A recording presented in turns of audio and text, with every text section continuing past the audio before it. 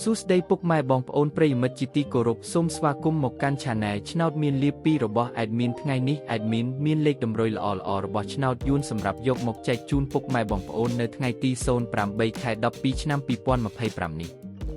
ដូចនេះ Admin មិនចង់ចាយពេលវេលារបស់ពុកម៉ែបងប្អូនយូរតោះយើងមកតាមដានលេខតម្រុយឆ្នោតរបស់យើងទាំងអស់គ្នា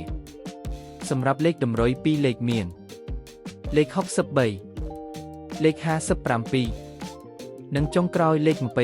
23សម្រាប់លេខតម្រុយអូស2លេខមានលេខតម្រុយទី1អូស60និងលេខតម្រុយចុងក្រោយអូស50សម្រាប់លេខតម្រុយ3លេខមាន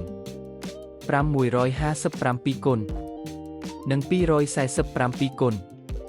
សម្រាប់លេខតម្រុយថ្ងៃនេះ Admin សូមជូនពរឲ្យពុកម៉ែបងប្អូននិងប្រិយមិត្តទាំងឡាយជួបតែសំណាងល្អទាំងអស់គ្នាហេងមានលាភមានជ័យ